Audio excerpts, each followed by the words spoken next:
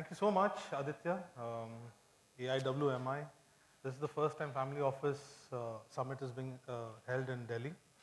And I must compliment Aditya and his team for doing a marvelous job. Yesterday we were at Bombay.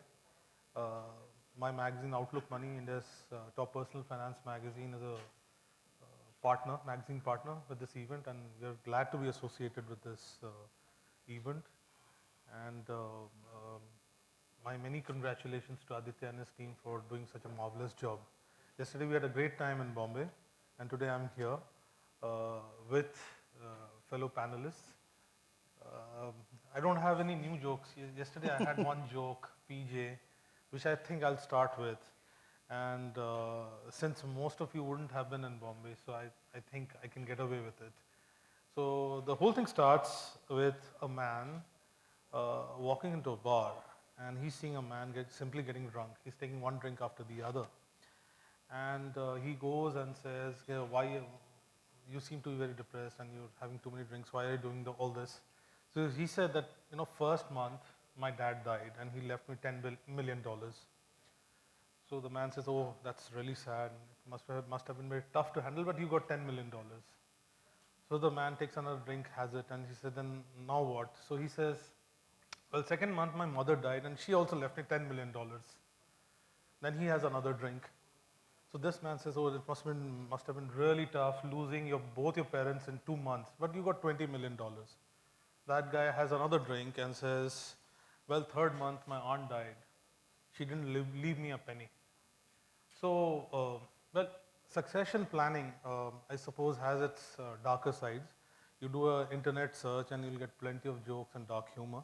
Here, of course, we are talking about more practical sort of aspects of succession planning, and especially where you need to do a lot of planning, which is in family office. And I've got with me two very, very knowledgeable panelists. Tariq was with me yesterday.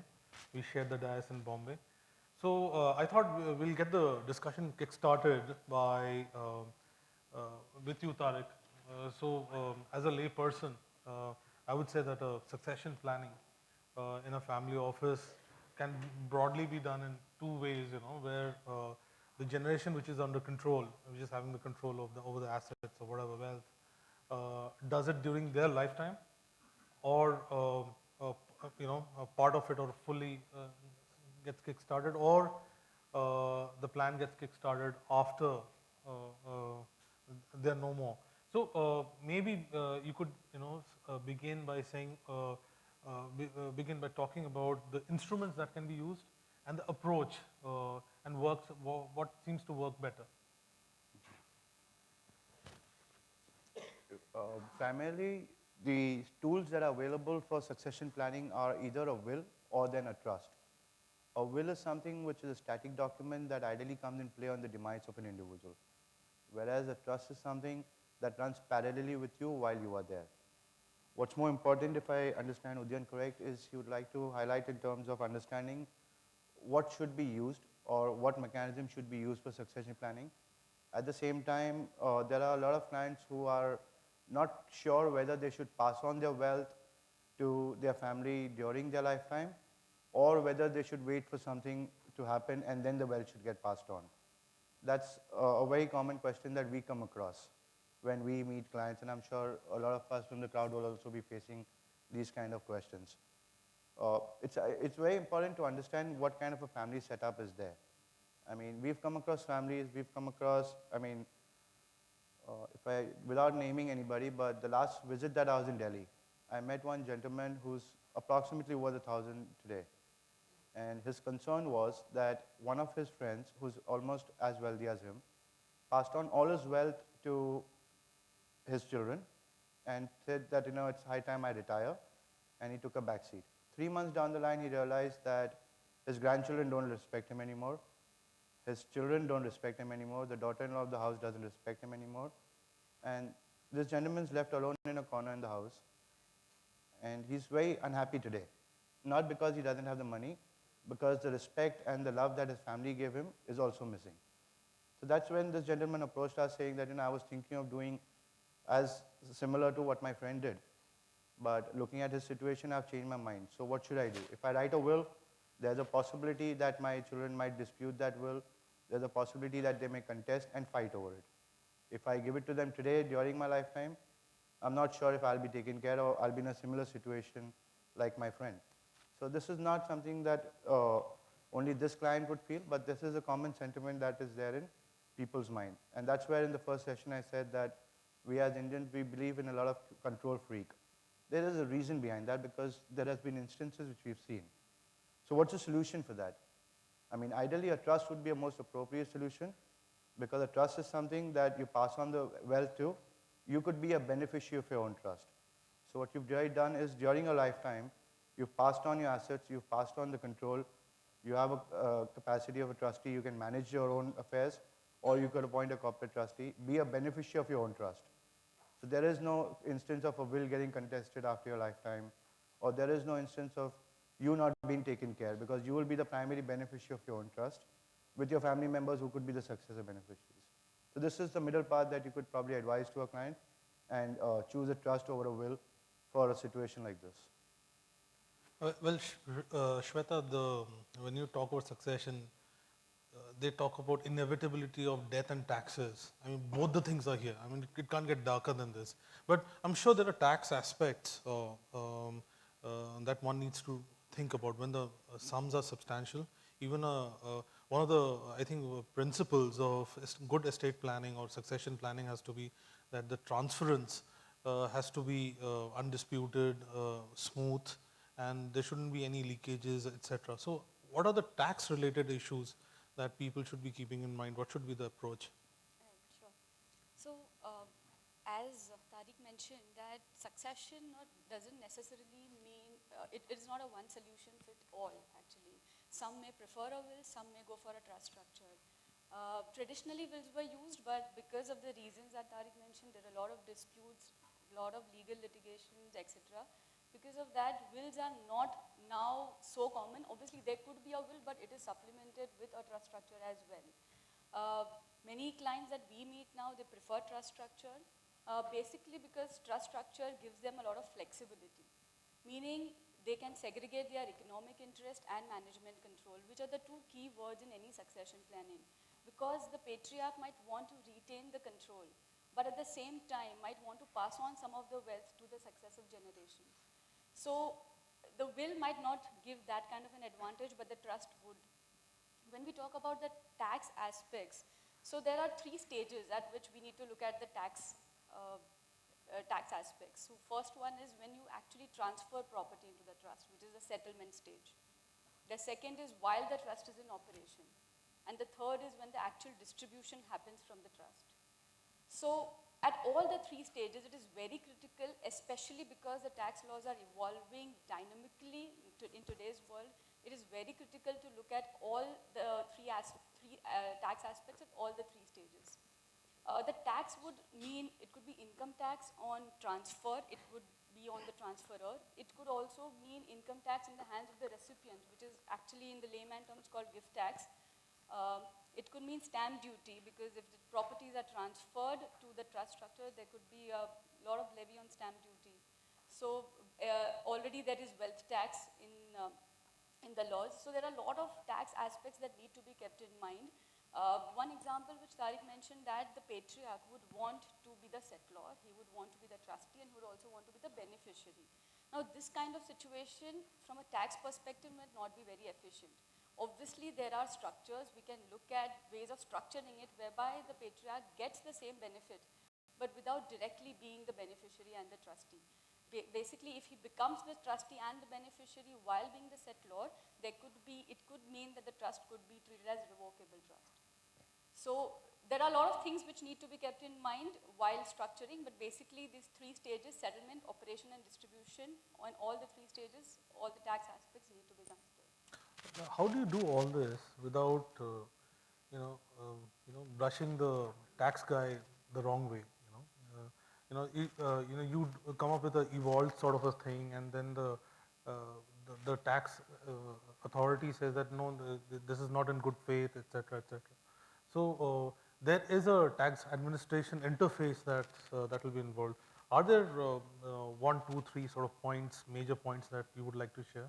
So absolutely right.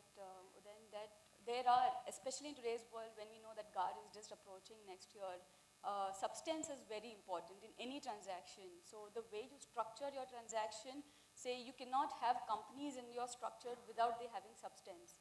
So as you said, the first point, and I think the only point is substance. You need to have a commercial reason for every step that you take in the structure. So I would think substance is the most important thing while you structure any transaction. Do you think that there was a time when the tax rates were very high and a lot of people, this can be a disputed sort of a statement, but a lot of people used to use trust to generally manage the scene. So do you think now it's come to a point where if you set up a trust, the tax people, tax authorities are not going to look at it very suspiciously after keeping the substance in mind? So, as I said, in any transaction, you talk about trust, you talk about any other transaction in today's world. If you do not have substance, tax authorities are definitely going to look at it suspiciously. So, but if you have a proper, so for example, if you have a family arrangement in place, so if you have a family constitution in place, so there are a lot of judicial precedents which say that if you have a family arrangement and then you do any transfers, it might not attract tax. Obviously, it is to be seen whether they hold good in the court of law ultimately, in the Supreme Court. But if you have, say, if it's a family arrangement, the family comes together and decides something, and whatever you do is based on a family arrangement, then that's a good enough reason to actually complete the structure. I would just like to take it from there. When you say that a trust is created in the past to evict taxes or any of those kind of instruments. Don't take it personally. No, definitely not. I mean, not my trust. Primarily, a trust is never a vehicle to evict taxes. I mean, a trust can be a vehicle to structure your wealth in the right way. A trust can be a vehicle to pass on your wealth to the next generation. A trust can be used for asset protection during your lifetime. But in no way will the trust be used to evade taxes or defer taxes. Whether you pass on the wealth to the next generation, whether you do not pass on the wealth, and the trust will accumulate wealth over a period of time. In both cases, it will attract taxes. So a trust, if you're looking at any kind of tax evasion, I think we should look at something else if there is available. A trust would not be a vehicle for that. It will be more for the right set of planning and the right set of usage, because there are other instruments, probably a charitable trust that larger families may have set up, or more CSR activities has encouraged more of charitable trusts to be set up, in which you would get tax benefits. But in any case, you would not be evading taxes. Okay, Tariq, would you be willing to share a trade secret? Sure. Which is, I mean, you set up a trust, right? Be honest about it. Absolutely. Okay? You set up a trust, and then obviously you will incur some cost in administering the trust. It's a structure, right? So what are the kind of payouts one can expect? I mean, in terms of say $100, 100 rupees AUM. And now, on a recurring basis, what? Because a lot of people out here would be either offering that service or going for that advice. So how does a person who's setting up a family office knows that somebody's not breaking his bank? See, one thing's for sure, there are no free lunches. Okay, I mean, there is a cost attached to everything that you do. We are all here in the business to do business. There are certain services which are probably not gauged the right way. There are certain services where I mean, if you go buy a product today, it's very easy for you to do a comparison saying that probably a Zodiac or a Marks and Spencer's more expensive than a Pantaloon, for example, because you are actually comparing it to something. But when it comes to service, you don't have any comparison levels. So one forms a lot of perception over there that, you're charging me more or you're charging me less. When I'm giving an advisory for an investment, okay, when I'm doing an investment in a mutual fund or something, I know that there will be an entry load if there is. So there is a fixed fee to it. And I'm willing to pay that because I'm mentally tuned. But the moment I go and tell them that, sir, we've given you advice, and to do this advice, we will be charging an X amount, he will find that very high, and a client may start bargaining with you on that one. But coming to the real question again, the trust charges, I mean, if you appoint an administrator or a corporate trustee, he or she will come with a fee, which obviously will be depending on the scope of work, depending on the complexity of the trust, depending on the services that you avail, and depending on a lot many other factors. If there is something that it's a dynamic trust and every day there is something that the trustee has to do, he is investing time, he is investing bandwidth, and he will charge you a fee for it.